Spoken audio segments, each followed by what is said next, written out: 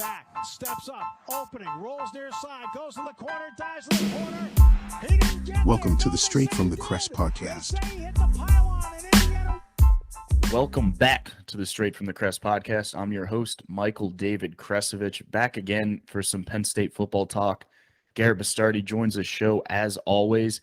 Penn State coming off a disappointing loss to Ohio State, an almost season-ending loss in terms of the college football playoff. This week they hit the road to face off against Indiana. Garrett, welcome to the show. How you doing? Big day for you, man.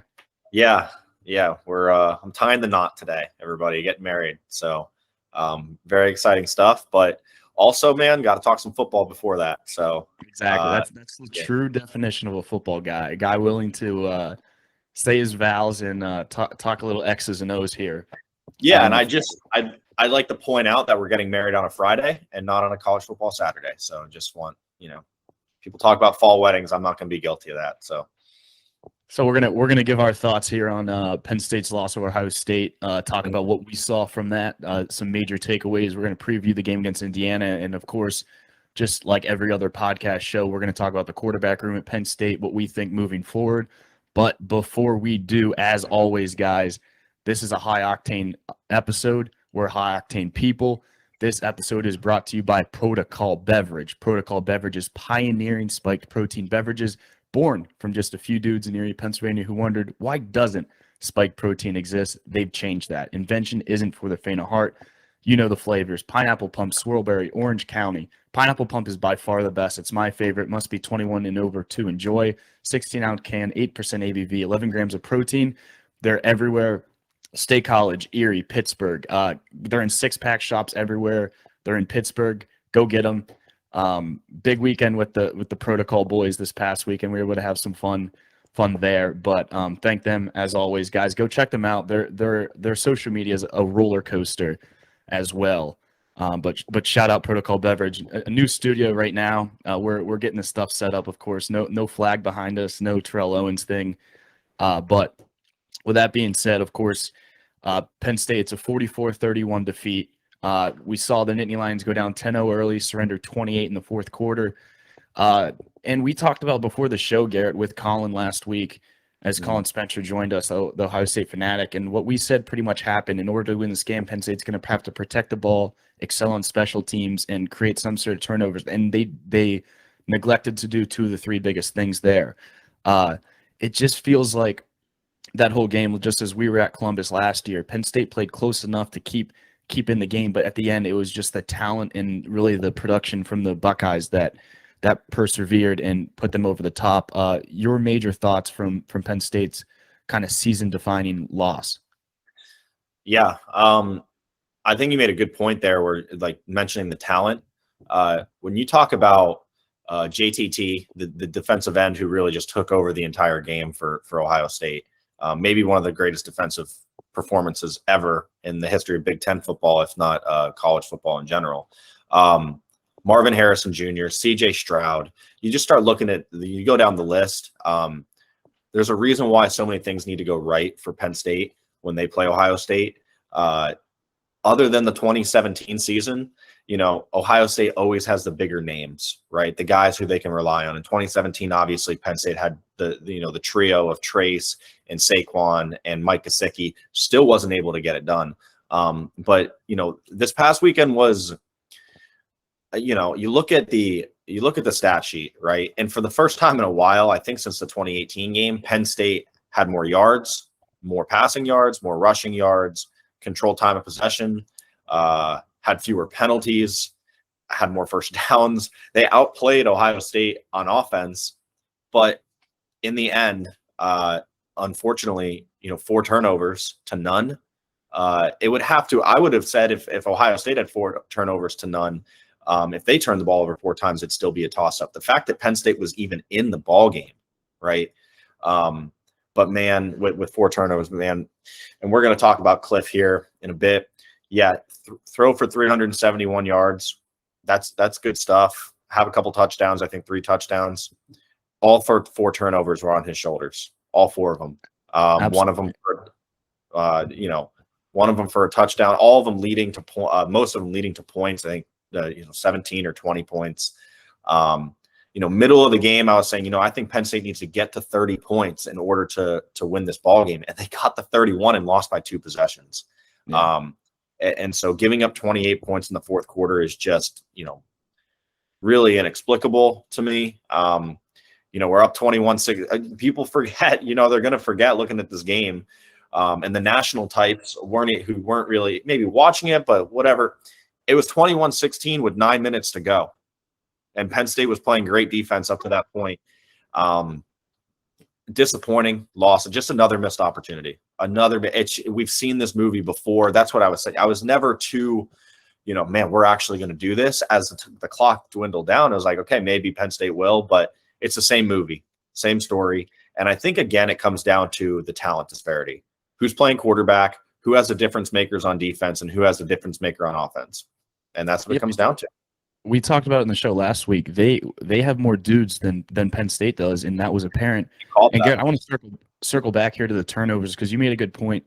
In basketball, as you're a basketball coach, and obviously we both played for more than 10 years, we understand the game at a level higher than others. In basketball, they always preach, we'd much rather have a dead ball turnover than a live ball. In football, when you have a turnover that's setting up Ohio State, one of the best, most prolific offenses in the country with short fields, like Penn State, like Sean Clifford did, like it wasn't on 4th and goal from the 17 where he was throwing an interception into the 2. It was when the ball was near midfield in no man's land and they were getting ball in plus territory. Like we always talk about, that's what comes down to it. And last year, that's what killed Penn State. Penn State won the Auburn game because they won the turnover battle, set up their offense with short field. You can't do that against these great teams.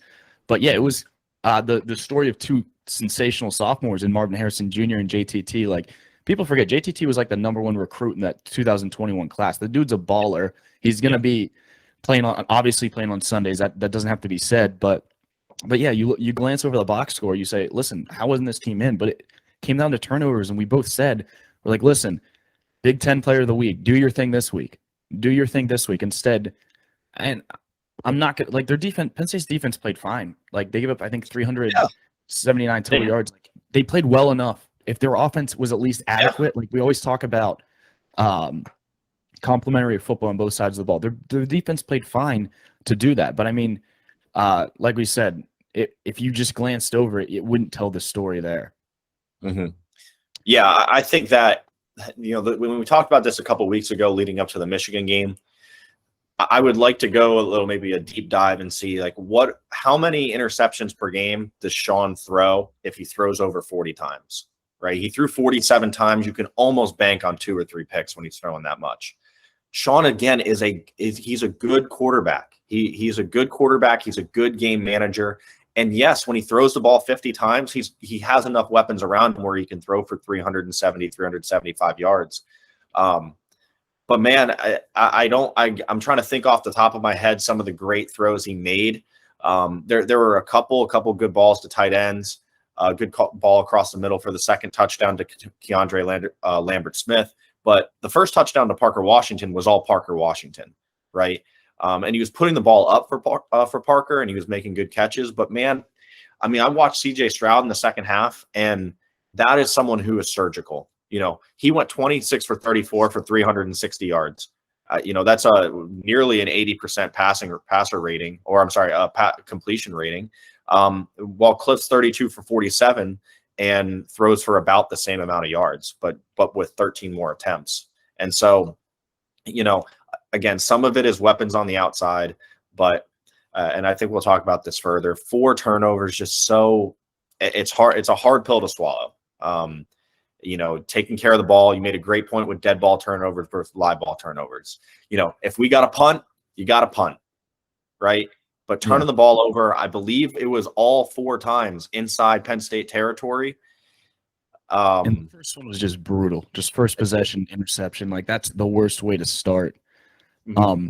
And let's like you said, you watch C.J. Stroud throw the ball. It's just a difference. Like the way they were. I mean, you watch McCarthy, McNamara. Like I remember watching McCarthy last year on the sideline, and he has the moxie, the it. And I remember listening to an interview with an old Jets GM, and he was talking about, listen, every year we have to go against Tom Brady. So he's like, I'm not gonna kid myself. I gotta beat the guy in our division. I can't just say we're gonna go win the Super Bowl when we have to face Tom Brady twice a year. Like Penn State has to play two of the top 5 teams in the country in Michigan, Ohio State.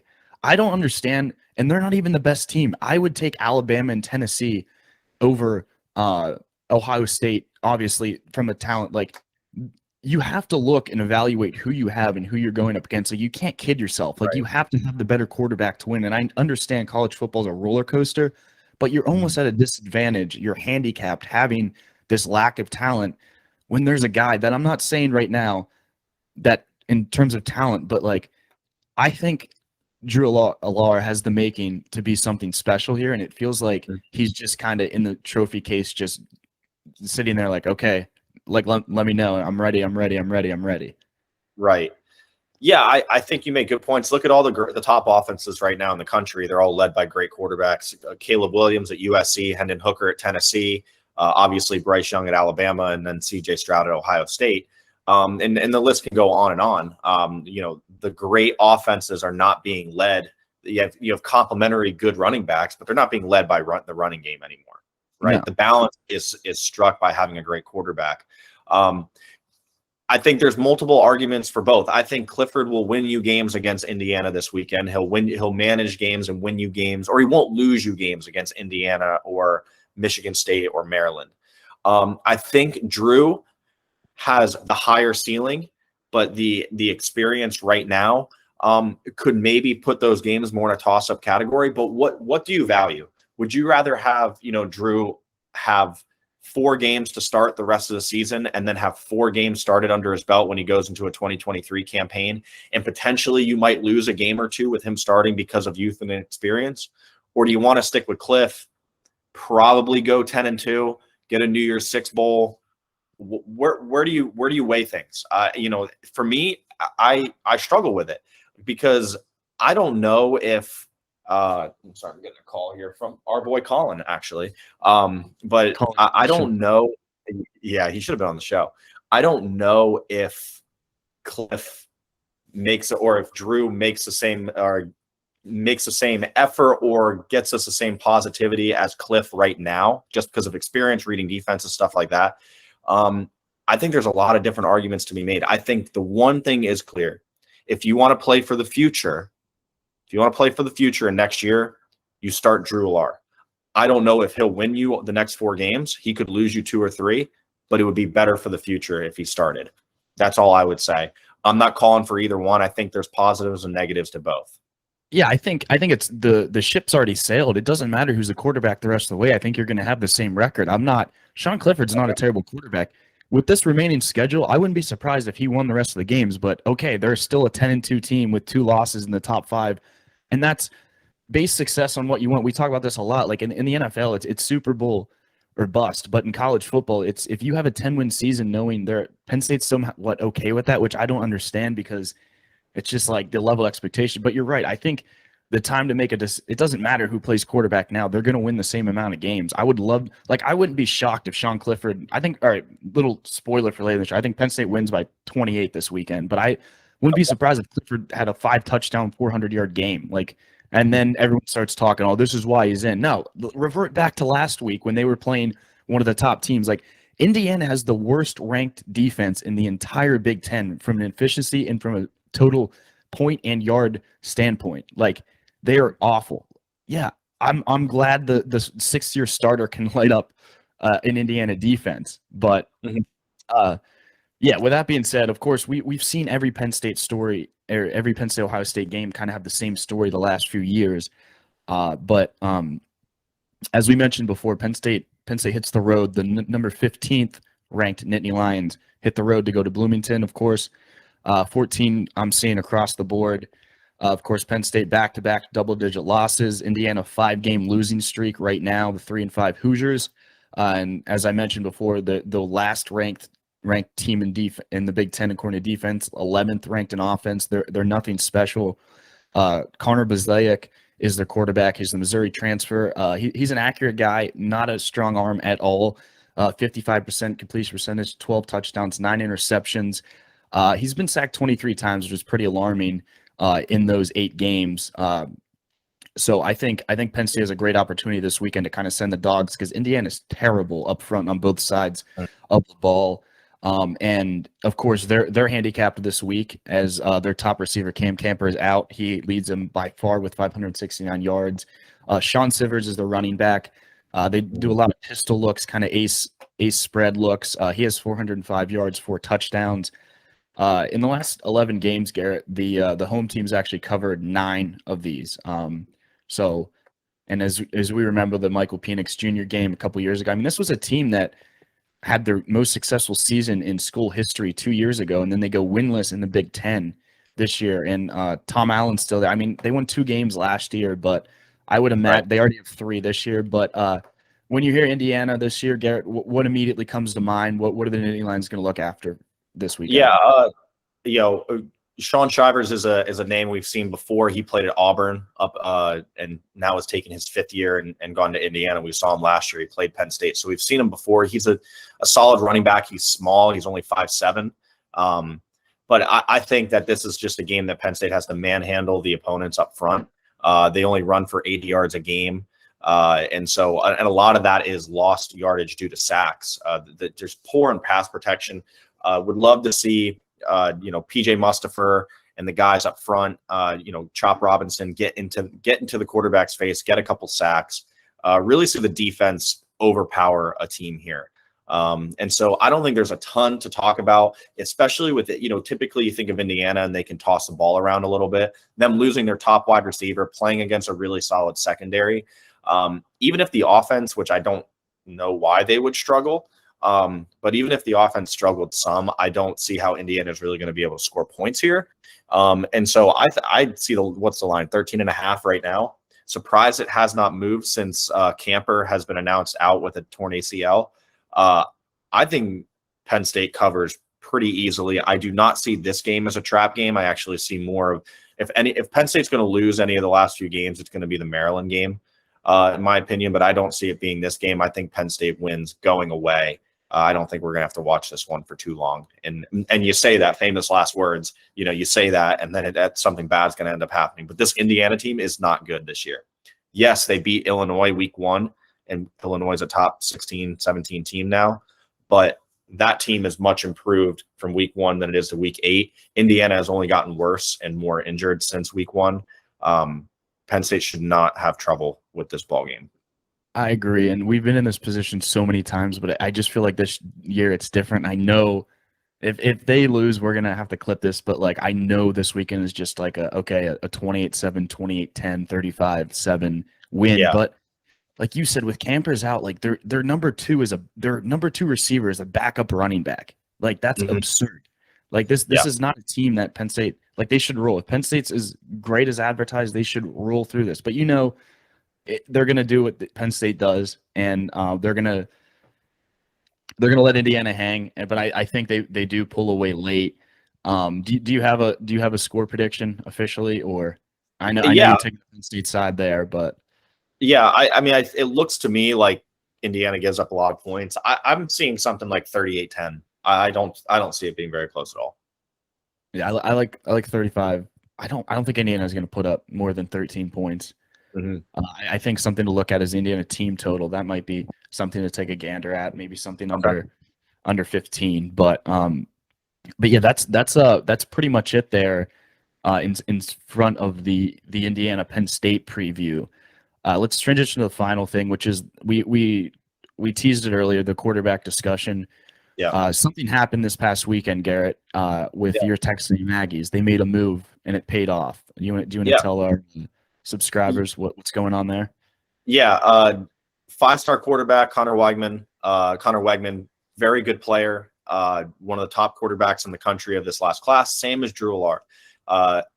If you're a college football fan, obviously people know about the struggles A&M has had on offense this year, and just in general. They're 3-5 and they were preseason 6th, so not good.